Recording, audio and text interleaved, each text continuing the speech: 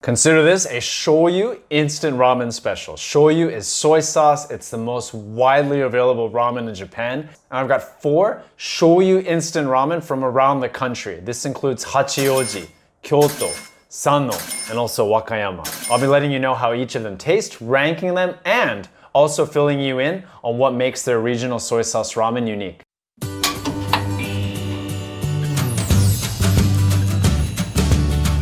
For those of you that stumbled across the channel, I'm Frank from AM Ramen. I was born in Tokyo and I've eaten thousands of bowls of ramen up to now. I live and breathe ramen. So let's get to it. I got the 4 regional styles of shoyu or soy sauce ramen in front of me, and I'm gonna be starting with Hachioji. Hachioji is in Western Tokyo, and we'll find out what makes this one unique, and how it tastes, of course.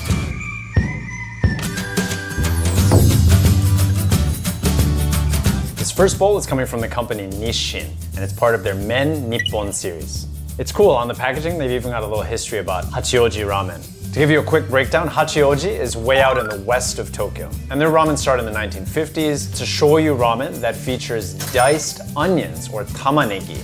Normally negi or spring onions are used, but they use diced tamanegi. The ramen's also known for being lardy, and as I was pouring in the soup there, I could see some of that lard alongside the soy sauce.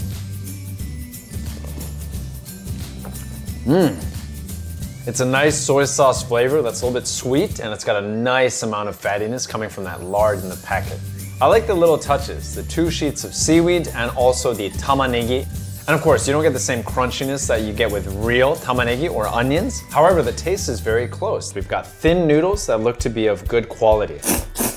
For instant ramen, good quality noodles. And 2 sheets of chashu pork. Nice flavor.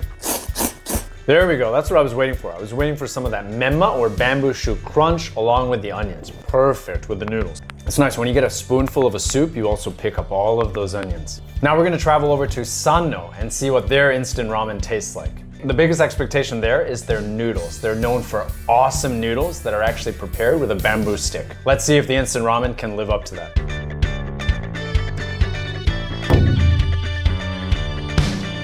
All right, round 2, I've got Sanno ramen. Sanno is located in Tochigi, and their ramen is known for having a lighter broth. And looking at the color here, I'm guessing it's already gonna be lighter with the instant ramen. Also, really good shops there. They use water from nearby Lake Benten, so very pure and let's say clean tasting ramen. Lastly, their noodles traditionally are pounded with a bamboo stick. I don't imagine they have bamboo sticks lying around in the factory where they made this, but it's gonna be interesting to see how good those noodles are in terms of texture. It's not as sweet as the Hachioji ramen because there's not a mountain of tamanegi there, but very refreshing. Yeah, the noodles are definitely thicker, definitely flatter, and let's see how that texture is. Yeah, they got a nice bite to them. I'm enjoying this one. In terms of toppings, they had a lot of green negi, very generous with that. And in a separate thing, they put 2 big chunks of memma bamboo shoots and also a very nice looking chashu pork. Let's see how that chashu pork tastes. Wow. That is as close to a ramen shop as you can get. And let's see for the memma. Very good memma. I am impressed with this one. I would expect nothing less from New Touch.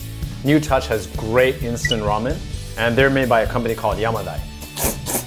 Yeah, the noodles are great. They seem to have more water in them, and that creates this smoothness when you're eating them.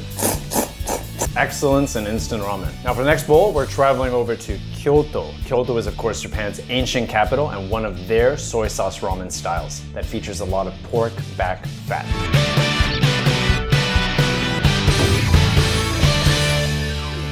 Round 3. I've had this one before. This is from Kyoto and it is their shoyu ramen with pork back fat, seabura. You can see some of the pork back fat floating around here. I did another video with pork back fat instant ramen, including this one, and I really liked it. Feel free to watch that video as well. So I kind of know what to expect, but I really like this one. Delicious soup. It also has a sweet flavor, but not quite as sweet as the Hachioji one. And here they're very generous with their Kyoto Kujo negi, a special type of negi from Kyoto. Nice touch. New Touch, I should say, because this is also from New Touch, the same company that made the last one. Always so good. When you pull up those noodles, you just pull up a ton of negi as well. Now there's not a crazy amount of pork back fat or seabura, but just the right amount. Yeah, their chashu is not quite as impressive as the last one. Paper thin chashu, but still gets the job done. But it tastes great. It's almost like the last one was just a thicker version of this. Kyoto is known for their very subtle and refined cuisine, but their ramen punches a lot harder. And that includes their soy sauce ramen, their shoyu ramen. I just love how much negi there is in here. It's a negi party. Now for our final round, saving Wakayama ramen, which should prove to be the heaviest of the four.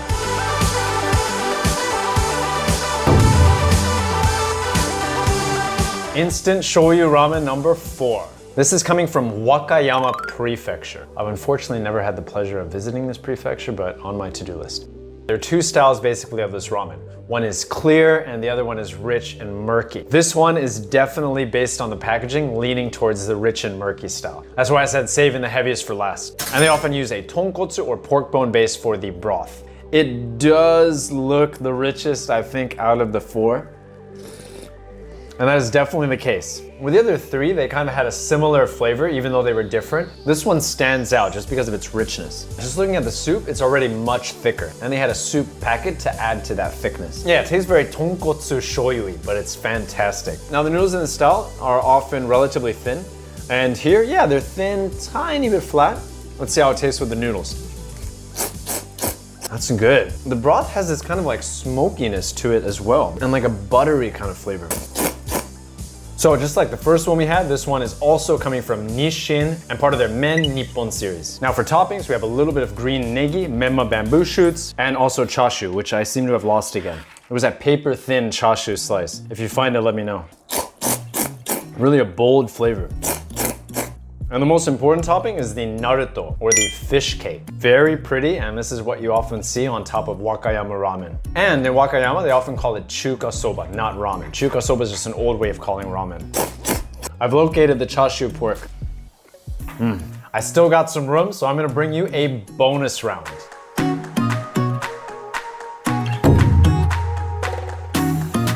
For the bonus round, I unfortunately don't have a regional shoyu ramen, but what I do have is probably something closer to a Tokyo style. This one comes from Maruchan. And based on the packaging, they're bragging about how great this one is, so I'm looking forward to trying it. They talk about how it's fragrant, the dashi is made in-house, etc. It's a darker brown, and let's see how that tastes flavor-wise. Compared to the other ones, it's got a bolder, stronger soy sauce flavor. Like it's a little bit more concentrated. Very good though. Now for the noodles. Yeah, we've got relatively thin. They actually look just like the previous one. But let's see how they taste. I think next to the Sano ramen, these ones have the best bite. I'm impressed. Or maybe it's just because I cook them less. For toppings, we've got our usual suspects. Little bits of white and green negi, menma, and 2 sheets of seaweed again. And we mustn't forget the chashu pork. This time, instead of the round shape, it's more square shaped. This is gonna be difficult to rank them. Also because they're all soy sauce instant ramen, they kind of blend together a little bit back and forth. But here we go, I'm gonna rank them regardless.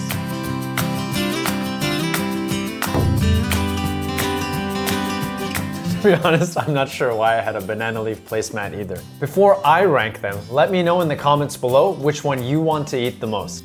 So, ranking the 5. And it's not so much which ones I didn't like, but more about which ones I like the most. And I'll start at number 5. I'll go with the Hachioji ramen, the first one I had. This was very enjoyable. I really liked how they tried to recreate the white onion effect, and they did a great job of that. The broth was excellent, everything was good. I think maybe I just like some of the others a little bit better. For number 4, I think Maruchan did a great job. I was very impressed with the springiness of the noodles, how delicious the broth was.